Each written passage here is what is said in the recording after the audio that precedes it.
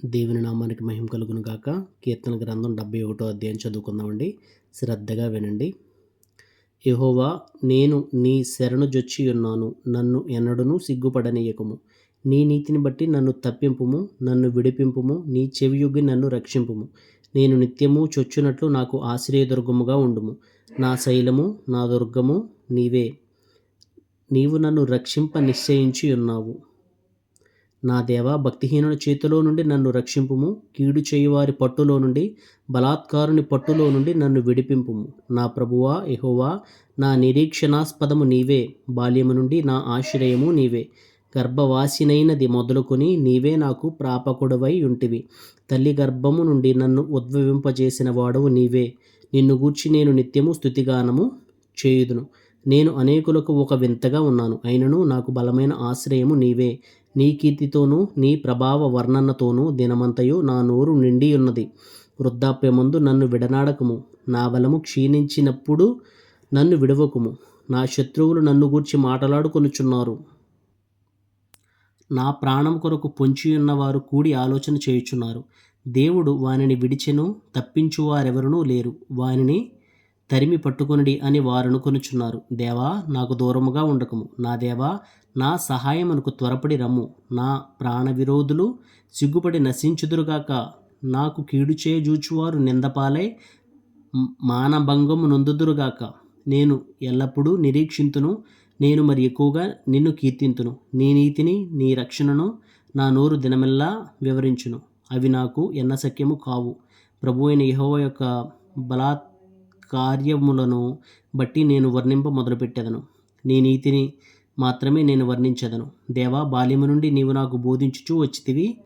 ఇంతవరకు నీ ఆశ్చర్య కార్యములు నేను తెలుపుచునే వచ్చితిని. దేవా, వచ్చు తరమునకు నీ బాహుబలమును గూర్చియు, పుట్టబో వారందరికీ నీ శౌర్యమును గూర్చియు నేను తెలియజెప్పినట్లు తల నెరసి వృద్ధుడనై యుండు వరకు నన్ను విడవకుము. దేవా, నీ నీతి మహా ఆకాశమంత ఉన్నతమైనది. గొప్ప కార్యములు చేసిన దేవా, నీతో సాటి అయిన వాడెవడు? అనేకమైన కఠిన బాధలను మాకు కలుగజేసిన వాడా, నీవు మరలా మమ్ము బ్రతికించెదవు. భూమి యొక్క అగాధ స్థలములలో నుండి నీవు మరలా మమ్ము లేవనెత్తెదవు. నా గొప్పతనమును వృద్ధి చేయుము. నా తట్టు మరలి నాకు నెమ్మది కలుగజేయుము. నా దేవా, నేను కూడా నీ సత్యమును బట్టి స్వరమండల వాద్యముతో నిన్ను స్తుతించెదను. ఇశ్రాయేలు పరిశుద్ధ దేవా, సితారాతో నిన్ను కీర్తించెదను. నేను నిన్ను కీర్తించినప్పుడు నా పెదవులను, నీవు విమోచించిన నా ప్రాణమును నిన్ను గూర్చి ఉత్సాహధ్వని చేయును. నాకు కీడు చేయజూచువారు సిగ్గుపడి ఉన్నారు. వారు అవమానము పొంది ఉన్నారు. కాగా నా నాలుక దినమెల్లా నీ నీతిని వర్ణించును. ఆమెన్. యోహాను సువార్త 3వ అధ్యాయం చదువుకుందామండి. యూదుల అధికారి అయిన నికోదేమును పరిసయ్యుడొకడు ఉండెను. అతడు రాత్రియందు ఆయన యొద్దకు వచ్చి, బోధకుడా, నీవు దేవుని యొద్ద నుండి వచ్చిన బోధకుడవని మేమెరుగుదుము. దేవుడతనికి తోడైయుంటేనే గాని నీవు చేయుచున్న సూచక క్రియలను ఎవడునూ చేయలేడని ఆయనతో చెప్పెను.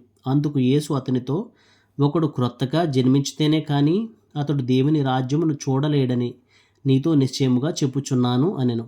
అందుకు నికోదేము, ముసలివాడైన మనుష్యుడెలాగు జన్మింపగలడు? రెండో మారు తల్లి గర్భమందు ప్రవేశించి జన్మింపగలడా అని ఆయనను అడుగగా, యేసు ఇట్లనెను, ఒకడు నీటి మూలముగాను ఆత్మ మూలముగాను జన్మించితేనే గాని దేవుని రాజ్యములో ప్రవేశింపలేడని నీతో నిశ్చయముగా చెప్పుచున్నాను. శరీర మూలముగా జన్మించినది శరీరమును, ఆత్మ మూలముగా జన్మించినది ఆత్మయునై ఉన్నది. మీరు క్రొత్తగా జన్మింపవలనని నేను నీతో చెప్పినందుకు ఆశ్చర్యపడవద్దు.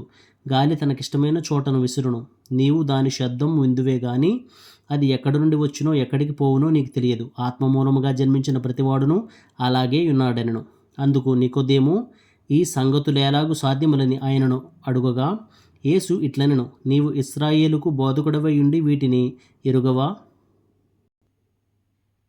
మేము ఎరిగిన సంగతియే చెప్పుచున్నాము, చూచిన దానికే సాక్ష్యమిచ్చుచున్నాము. మా సాక్ష్యము మీరంగీకరింపరని నీతో నిశ్చయముగా చెప్పుచున్నాను. భూ సంబంధమైన సంగతులు నేను మీతో చెప్పితే మీరు నమ్మకున్నప్పుడు పరలోక సంబంధమైనవి మీతో చెప్పిన ఎడల ఎలాగు నమ్ముదురు? మరియు పరలోకము నుండి దిగి వచ్చిన వాడే, అనగా పరలోకములో ఉండు మనుష్య కుమారుడే తప్ప పరలోకమునకు ఎక్కిపోయిన వాడెవడునూ లేడు. అరణ్యములో మోషే సర్పమును ఎలాగూ ఎత్తెనో అలాగే విశ్వసించు ప్రతివాడును నశింపక ఆయన ద్వారా నిత్యజీవము పొందినట్లు మనుష్య కుమారుడు ఎత్తబడవలను. దేవుడు లోకమును ఎంతో ప్రేమించెను, కాగా ఆయన తన అద్వితీయ కుమారుడుగా పుట్టిన వానియందు విశ్వాసముంచు ప్రతివాడును నశింపక నిత్య జీవము పొందినట్లు ఆయనను అనుగ్రహించెను. లోకము తన కుమారుని ద్వారా రక్షణ పొందుటకే కానీ లోకమునకు తీర్పు తీర్చుటకు దేవుడు ఆయనను లోకములోనికి పంపలేదు. ఆయన యందు విశ్వాసముంచు వానికి తీర్పు తీర్చబడదు. విశ్వసింపనివాడు దేవుని అద్వితీయ కుమారుని నామముందు విశ్వాసముంచలేదు గనుక వానికి ఇంతకు మునిపే తీర్పు తీర్చబడెను. ఆ తీర్పు ఇదే: వెలుగు లోకములోనికి వచ్చెను గాని తమ క్రియలు చెడ్డవైనందున మనుష్యులు వెలుగును ప్రేమింపక చీకటినే ప్రేమించిరి.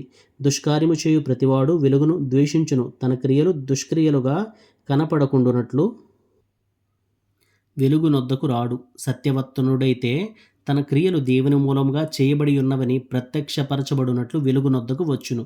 అటు తర్వాత యేసు తన శిష్యులతో కూడా యోదయ దేశమునకు వచ్చి అక్కడ వారితో కాలము గడుపుచు బాప్తిస్మమిచ్చుచూ ఉండెను. సలీము దగ్గరనున్న ఐనోనను స్థలమున నీళ్లు విస్తారముగా ఉండెను గనుక యోహాను కూడా అక్కడ బాప్తిస్మమిచ్చుచూ ఉండెను. జనులు వచ్చి బాప్తిస్మము పొందిరి. యోహాను ఇంకను చెరసాలలో వేయబడి ఉండలేదు. శుద్ధీకరణాచారమును గూర్చి యోహాను శిష్యులకు ఒక యూదునితో వివాదము పుట్టెను గనుక వారు యోహాను నొద్దకు వచ్చి, బోధకుడా, ఎవడు యోర్దానుకు అవతల నీతో కూడా ఉండెనో నీవెవని గూర్చి సాక్ష్యం ఇచ్చితివో ఇదిగో ఆయన బాప్తిస్మమిచ్చుచున్నాడు, అందరూ ఆయన యొద్దకు వచ్చుచున్నారని అతనితో చెప్పిరి.